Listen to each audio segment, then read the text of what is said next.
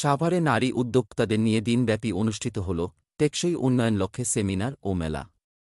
দুপুরে সাভারের আনন্দপুর এলাকায় চার্চ অব বাংলাদেশে এ সেমিনার ও মেলা অনুষ্ঠিত হয়। এতে প্রধান অতিথি হিসেবে উপস্থিত ছিলেন আইডিই বাংলাদেশের কান্ট্রি ডিরেক্টর সামির কারকি।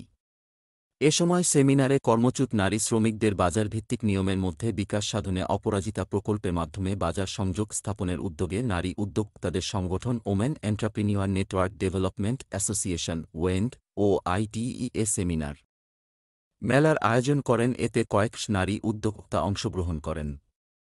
এ সময় নারী উদ্যোক্তারা তাদের নিজেদের তৈরি বিভিন্ন ধরনের পণ্য মেলায় প্রদর্শন ও বিক্রয় করেন। এতে তৃতীয় লিঙ্গের অনেক নারীরাও অংশগ্রহণ করেন। এ সময় সেমিনারে অন্যান্যদের মধ্যে উপস্থিত ছিলেন ওয়েন্ডের সভাপতি নাদিয়া বিনতে আমিন এমপি, বিশিষ্ট নারী উদ্যোক্তা অলিজা মনোয়ার সহ সরকারি ও বেসরকারি স্থানীয় গণ্যমান্য ব্যক্তিবর্গ। বিস্তারিত দেখুন সাভার প্রতিনিধি মেয়া বাবুল আহমেদের পাঠানো প্রতিবেদনে।